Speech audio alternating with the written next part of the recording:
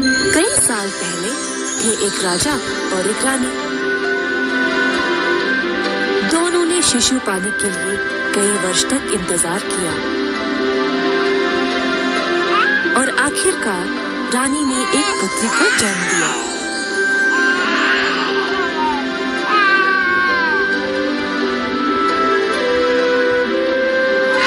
छोटी मुन्नी को बहुत लाड़ प्यार से पालन किया। महाराज के साथ रहता था उनका भाई धीरा और उसकी पत्नी मीनाक्षी, जो एक दुष्ट चुड़ैल थी।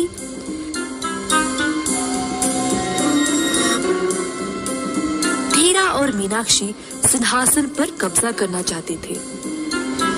दिन पे दिन ऐसा लगता है जैसे सिंहासन हमारे हाथ से छूट रहा है। जब राजकुमारी का विवाह हो जाएगा तब सारा राज्य उसके पति का होगा। तुम ही इस सिंहासन के महाराज बनोगे। मेरे पास एक योजना है। धीरा ने अपनी पत्नी की बात मानी।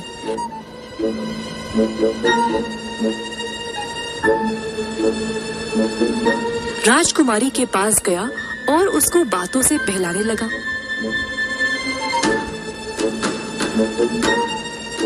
एक सुनसान जगह ले जाते हुए।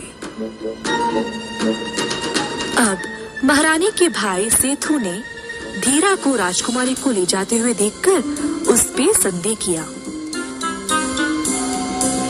चोरी से उन दोनों का पीछा करने लगा।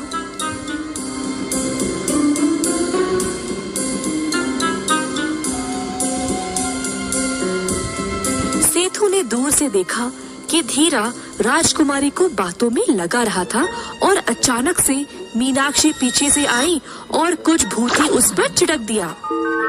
तुरंत राजकुमारी मछली में बदल गई और नीचे गिर गई। सेठू झट से उसकी ओर दौड़ा और मछली को हाथ में उठा लिया। धीरा और मीनाक्षी पे उग्र हो उठा। दोनों सोचने लगे कि अब सेठू को चुप कैसे कराए, नहीं तो वे मुसीबत में पड़ जाएंगे। मीनाक्षी ने तुरंत अपने काला जादू का इस्तेमाल किया, जिसके कारण सेठू गूंगा बन गया और अपने उंगलियों को हिला नहीं पाया। सेठू सब कुछ जानने के बाद भी किसी को कुछ बोल ही नहीं पाया। मजबूर रहा और राजकुमारी को बचा नहीं सका। सेठू मछली को लिया और महारानी के मछली घर में डाल दिया। महारानी को अपनी बेटी नहीं मिल रही थी।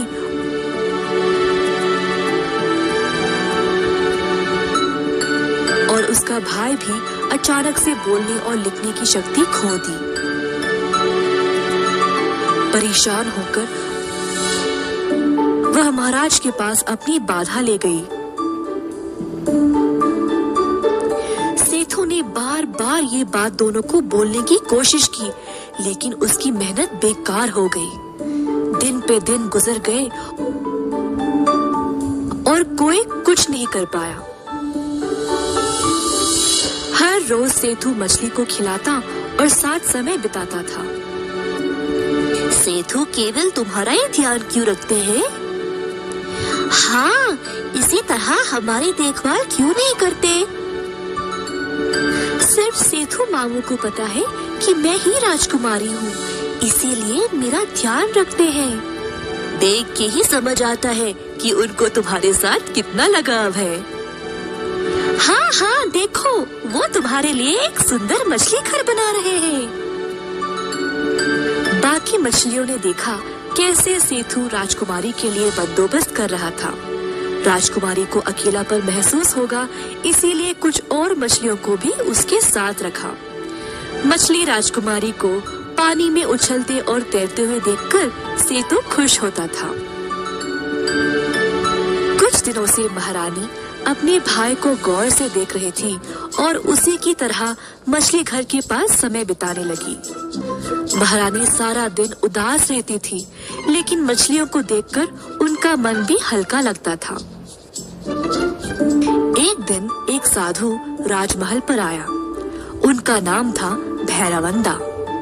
जब वे अंदर आए तो उन्होंने महारानी को मछली के साथ खेलते हुए देखा। आपकी पुत्री मछली में कब बदल गई? क्या आपको पता भी है कि ये मछली राजकुमारी है? क्या ये सच है? राजकुमारी को मछली में बदलना केवल मीनाक्षी ही कर सकती है। तुरंत उसको यहाँ आने का आदेश दिया जाए। साधु जी बहुत क्रोधित थे और महल के सब लोगों ने मीनाक्षी और धीरा को घेर लिया। साधु ने मंत्र पढ़कर मछली को वापस राजकुमारी में बदल डाला। राजकुमारी बोली, इस औरत ने मुझे मछली में बदल डाला और सेठू मामू की बोलने लिखने की शक्ति भी छीन ली, इसीलिए मामू किसी को सच नहीं बोल पाए। साधु जी ने तुरंत सेतु को वापस स्वस्थ बनाया। महाराज ने फिर धीरा और मीनाक्षी को उम्र कैद की सजा सुनाई। अंत में सब लोगों ने खुशी खुशी जीवन बिताया।